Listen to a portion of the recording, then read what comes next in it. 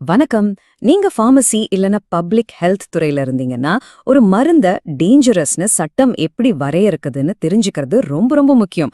இன்னைக்கு நாம இலங்கையோட விஷங்கள், அஃபீன் மற்றும் அபாயகரமான மருந்துகள் கட்டளை சட்டத்தை பத்தி ஆழமா பார்க்க போறோம். சரி, வாங்க இத பத்தி கொஞ்சம் யோசிப்போம். ஒரு மருந்து அபாயகரமானதுன்னு நாம பொதுவா நினைக்கிற ஒரு விஷயத்துக்கும் சட்டத்தோட பார்வையில அது என்னவா இருக்கிறதுக்கும் ஒரு பெரிய வித்தியாசம் இருக்கு. எப்பவாவது யோசிச்சு பார்த்திருக்கீங்களா? அதுல இருந்து தான் நாம இன்னைக்கு ஆரம்பிக்க போறோம். இந்த சட்டத்தை முழுசா புரிஞ்சுக்க நம்ம ஸ்டெப் பை ஸ்டெப்பா போகலாம். முதல்ல டேஞ்சரஸ் ட்ரக்னா என்னன்னு ஆரம்பிச்சு, இலங்கையோட பிஓடிடி சட்டத்தோட நோக்கங்கள் என்ன, அது எந்தெந்த செடிகளை கட்டுப்படுத்துது, கடைசியா இந்த அறிவு நமக்கு நடைமுறையில ஏன் முக்கியம்னு எல்லாத்தையும் ஒன்னொன்னா பார்க்கலாம். ஓகே, நம்மளோட முதல் பகுதிக்குள்ள போலாம். பொதுவா நம்ம நினைக்கிற விஷயத்துக்கும் சட்டத்துக்கும் நடுவுல இருக்கிற அந்த இன்ட்ரெஸ்டிங்கான வித்தியாசத்தை பத்தி இப்போ விரிவா பார்க்கலாம். இங்கதான் முக்கியமான வித்தியாசமே வருது.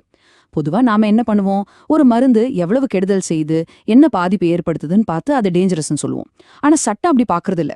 சட்டத்தை பொறுத்த வரைக்கும் ஒரு பொருள் அவங்க வச்சிருக்கிற லிஸ்ட்ல இருக்கா இல்லையா அதுதான் மேட்டர். அதோட உற்பத்தியிலிருந்து விற்பனை வரைக்கும் எல்லாத்தையும் சட்டம் கண்ட்ரோல் பண்ணுது. நம்ம சாதாரணமா பார்க்கும்போது இந்த 5 விஷயங்கள் தான் ஒரு பொருளை பயங்கரமானதா காட்டுது. அது நம்மள அடிமையாக்கும், உடம்பையும் மனசையும் கெடுக்கும், சமுதாயத்துல பிரச்சனைய உண்டாக்கும், சில சமயம் உயிரே எடுத்துடும். இதனாலதான் இத பார்த்து எல்லாரும் பயப்படுறாங்க. சரி, இப்போ சட்டத்தோட பக்கம் வருவோம். இலங்கையில இந்த மாதிரி பொருள்கள் எல்லாத்தையும் கண்ட்ரோல் பண்ற முக்கியமான சட்டம் தான் இந்த விஷங்கள், அப்பின் மற்றும் அபாயகரமான மருந்துகள் கட்டளை சட்டம். சுருக்கமா இத பிஓடிடி ஆர்டினன்ஸ்னு சொல்லலாம். இந்த சட்டத்தோட வீச்சு எவ்ளோ பெருசுன்னு பாருங்க. இது வெறும் போதைப் பொருளை பயன்படுத்துறது மட்டும் தடுக்கல, அதோட ஆணி வேர்ல இருந்தே, அதாவது அந்த செடிய வளர்க்கறதுல இருந்து ஆரம்பிச்சு உற்பத்தி, கையில வச்சுக்கிறது, விக்கிறதுன்னு ஒவ்வொரு ஸ்டெப்பையும் இது கண்ட்ரோல் பண்ணுது. சொல்லப்போனா அந்த போதைப் பொருள் சங்கிலியோட ஒவ்வொரு கண்ணியையும் உடைக்கிறது தான் இதோட முக்கியமான நோக்கம். சரி, இவ்ளோ ஸ்ட்ரிக்டான ரூல்ஸ் எல்லாம் எதுக்கு? இதுக்கு பின்னாடி இருக்கிற உண்மையான நோக்கம் என்ன? இந்த சட்டம் எப்படி நம்ம சமூகத்தை பாதுகாக்குது? வாங்க பார்க்கலாம். இந்த 5 நோக்கங்களும் இந்த சட்டத்தோட 2 முக்கியமான பக்கங்களை காட்டுது.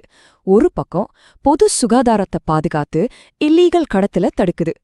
இன்னொரு பக்கம் இது ரொம்ப முக்கியமான விஷயம், அதாவது அவசியமான மெடிக்கல், சயின்டிபிக் பயன்பாடுகளை மொத்தமா தடை பண்ணாம அதை ஒரு கட்டுப்பாட்டோட ஒழுங்குபடுத்துது. இது ஒரு பேலன்சிங் ஆக்ட் மாதிரி. இப்ப நாம சட்டத்தோட ஒரு ரொம்ப முக்கியமான பகுதிக்கு வர்றோம். இந்த ஆர்டினன்ஸோட செக்ஷன் 26 டேஞ்சரஸ் ட்ரக்ஸுக்கு மூல காரணமா இருக்கிற 3 முக்கியமான செடிகள் மேல தன்னோட கவனத்தை திருப்புது. முதல்ல பார்க்க போறது பாப்பவர் சாம்னிஃபெரம்னு சொல்ற பாப்பி செடி. மருத்துவத்துல வலி நிவாரணியா யூஸ் பண்ற மார்ஃபின்ல இருந்து பிளாக் மார்க்கெட்ல விற்கிற ஹெரோயின் வரைக்கும் பல பவர்ஃபுல்லான ஓபியாய்ட்ஸ் இதுல இருந்து தான் வருது. இதனாலதான் எந்த விதமான பெர்மிஷனும் இல்லாம இதை வளர்க்கறது இலங்கையில ஒரு பெரிய கிரிமினல் குற்றமா பார்க்கப்படுது.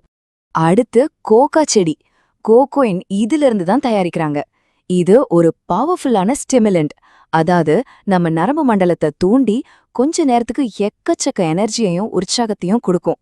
ஆனா பிரச்சனை என்னன்னா, இது ரொம்ப சீக்கிரமா அடிமையாக்கிடும். அதனாலதான் இத வளர்க்கறதும் சரி, கையில வச்சிருக்கிறதும் சரி, இலங்கையில முழுமையா தடை செய்யப்பட்டிருக்கு.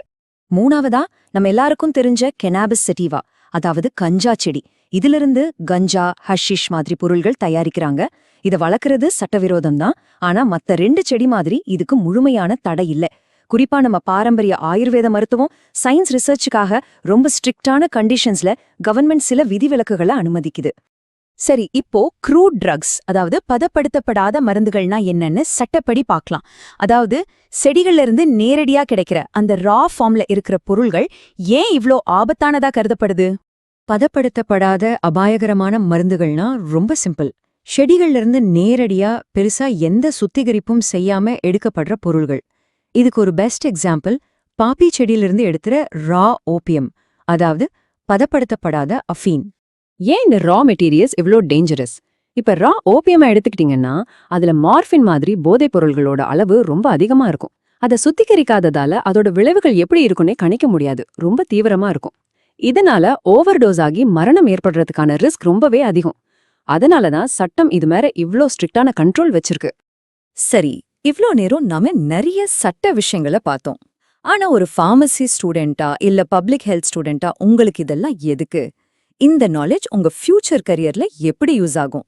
வாங்க பார்க்கலாம். நாளைக்கு நீங்க ஒரு பார்மசிஸ்டா வேலை செய்யும்போது எந்த மருந்துகளை கொடுக்கலாம், எதுக்கெல்லாம் ஸ்ட்ரிக்டா டாக்குமெண்ட்ஸ் வேணும்னு தெரிஞ்சுக்க இந்த சட்டம் ரொம்ப ஹெல்ப் பண்ணும். ஒரு பப்ளிக் ஹெல்த் ப்ரொஃபஷனலா போதை பழக்கத்துக்கு எதிரான பாலிசிஸ் உருவாக்க இது ரொம்ப அவசியம்.